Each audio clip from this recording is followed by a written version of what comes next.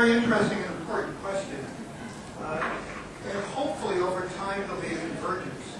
But let me give you an example. There's a Chinese telecommunications company whose name I can never pronounce correctly. Yes, Kuliah.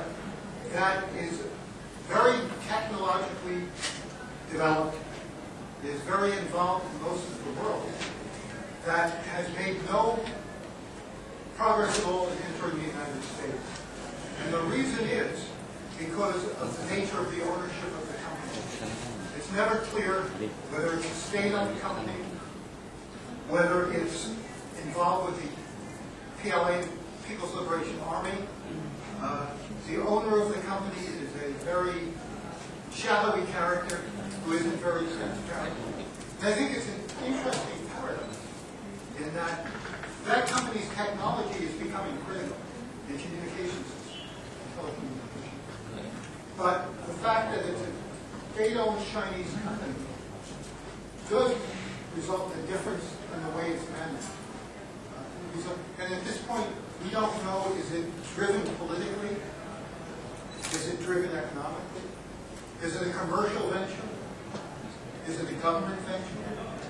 Do you want, and these are all opinions that you hear. You want, is it Huawei? Huawei controlling the communications infrastructure of your country, and it may be involved with the Chinese military. So that's the dark side. I think what has to happen, and you're correct, is that Chinese state-owned companies aren't going away to China. The states become more important in recent times. And we have to, again, find a way that we can interact, that Chinese state-owned companies can work in more market-oriented economies and vice versa. That there has to be some common ideology evolving over time. So I think that's a perfect example. I think you're correct that if the world economy is integrated, the corporations will face common problems. But I think the difference is certainly between Chinese and other countries, market-oriented countries, economies are still so great that that cooperation is very difficult to achieve. And I think the U.S. is overreacting in these things. But it's a difficult problem, again. And the head of the company doesn't help matters in the sense that he's very secretive and not very transparent. The Western countries are going to have to understand how state-owned companies operate. The state-owned companies are going to have to understand that they have to be more transparent and release financial information from the capital. I think that's a very good question. Thank you. Questions? Dr. Zaki?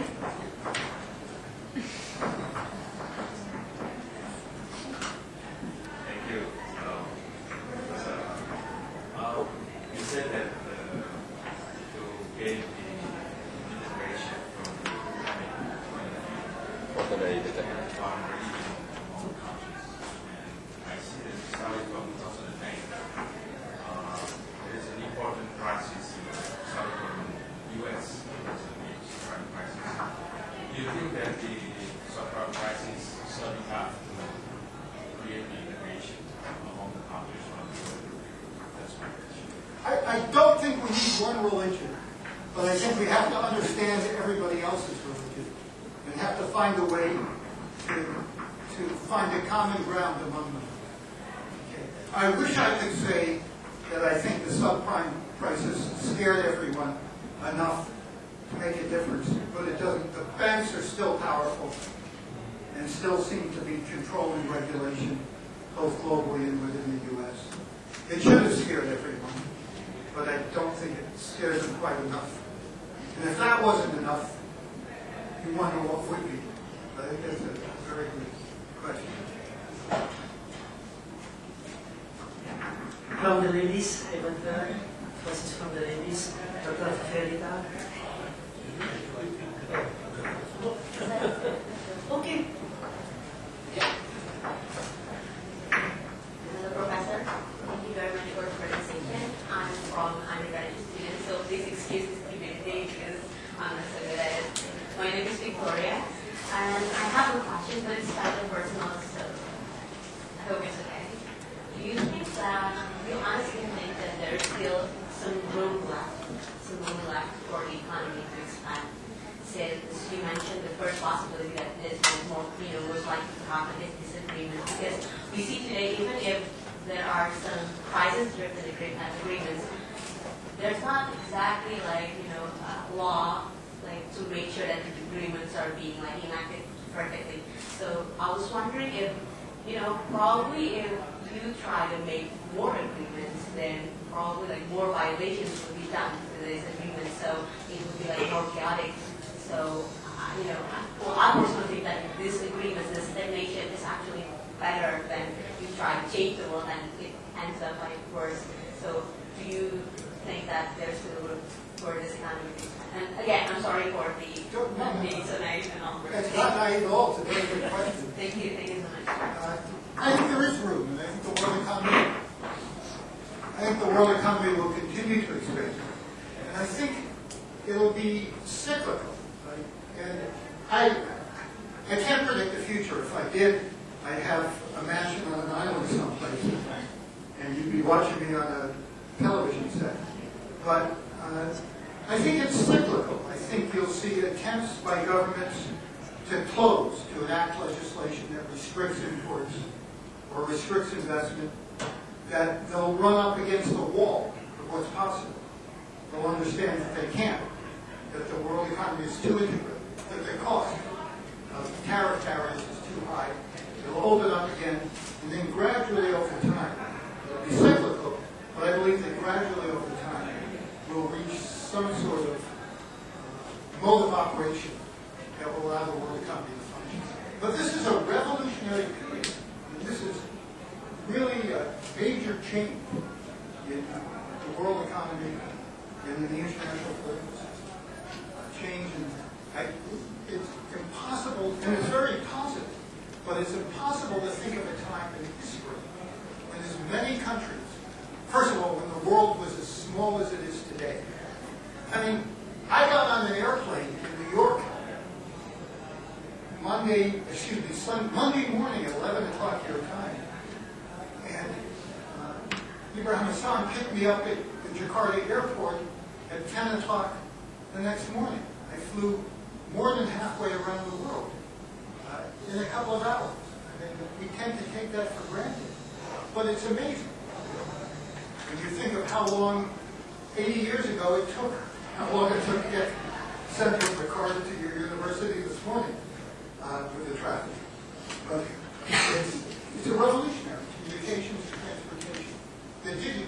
Most of you are too young to remember a period before the internet, before cell phones. But believe me, it existed. We got along without them for hundreds of years. So we're in a very revolutionary era. It's the first time, again, the critical thing is so many countries participate in the world economy. We develop power. And the important and positive is improving the lives of millions and millions of people who are entering the middle class in a large number of countries. And change in structure doesn't happen overnight. It takes time and it's difficult. But I think it will occur. I think we'll find a way. We have to find a way to cooperate. If I'm correct, and my wife would not agree that the law is correct, but if I'm correct, if the world economy, if the cost of reversing integration is really too high to bear, then we have to find a way to, the cost of not cooperating would be so high that it would force us to find a way. But it's a very new situation. It's a revolutionary world. And I think it's going to take a decade or more to work out. And until then, it'll be very uncertain. A lot of change.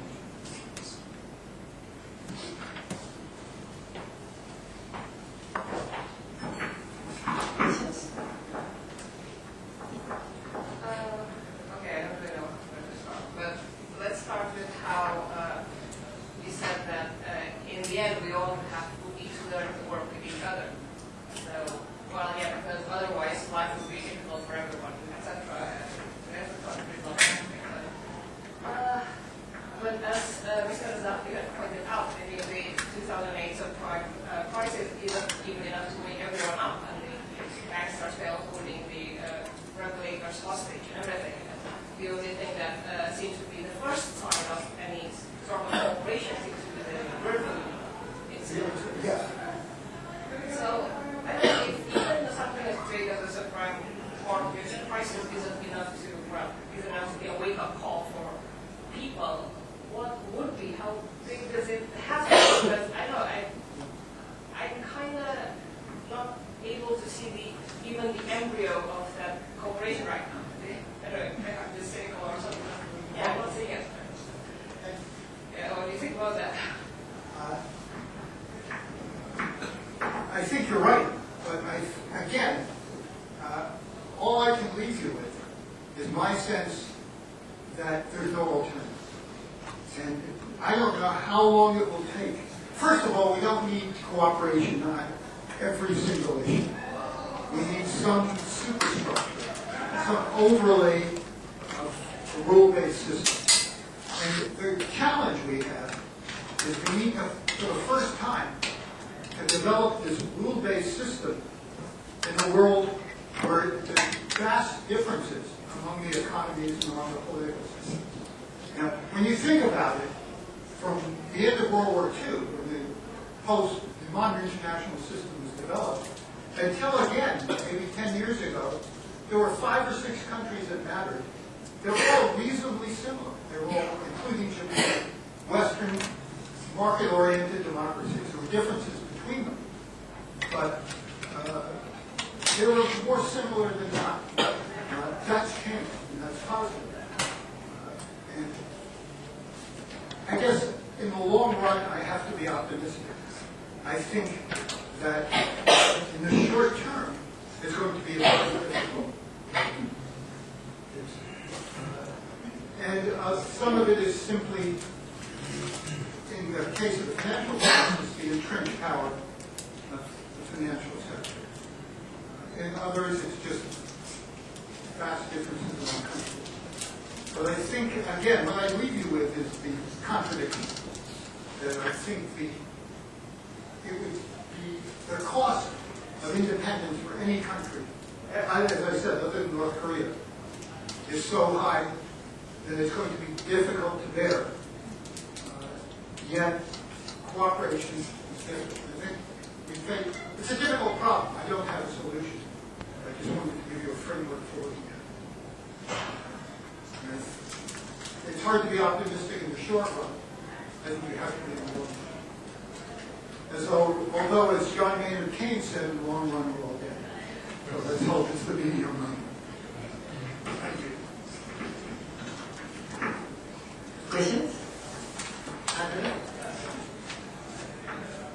Yeah. Sino? Thank you. From your presentation, Professor J.Kobrin, I think my conclusion is that the role of the state would be to ensure that companies that are based in that particular country will be able to bring more value added. Yeah.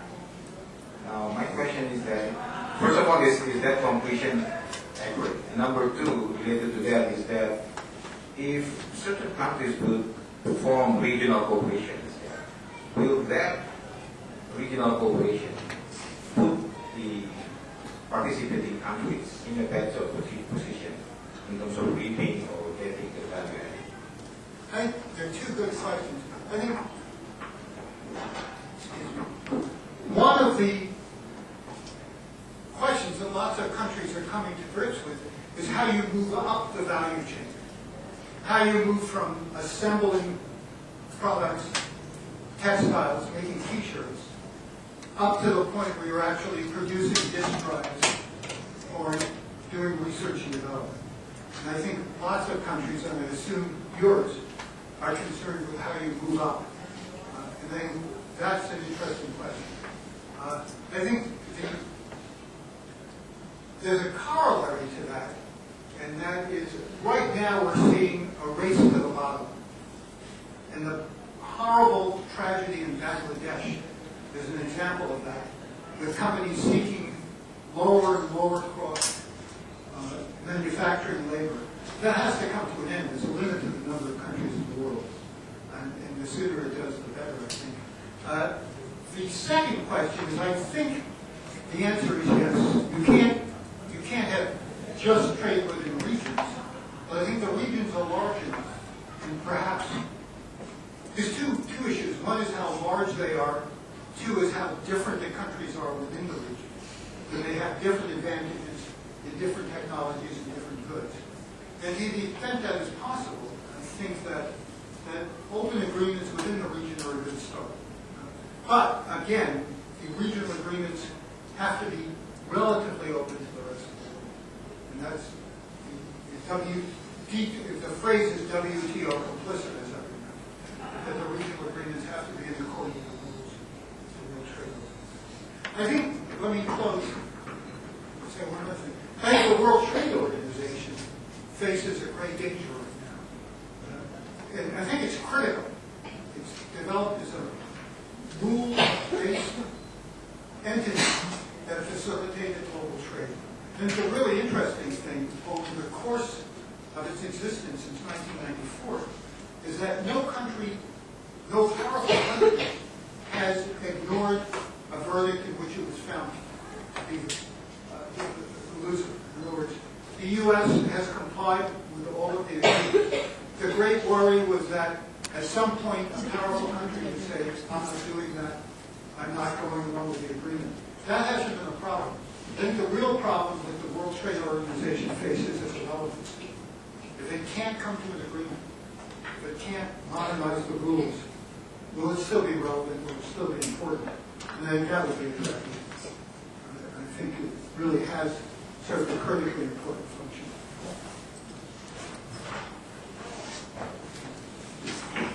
Thank you, Professor. Maybe that's the closing of the speech for today.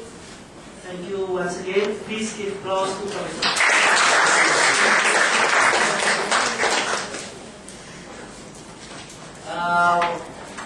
Last but not least, we also appreciate for the contribution, for the help of Tamanoko Foundation to make this visit possible, since it's very, very rare opportunity. Hopefully, in the future, it will also continue our cooperation. Thank you very much, Bapak Ibrahim Hasan, Bapak Sihowan Itonan, and also the staff of the Tamanoko Foundation. Thank you.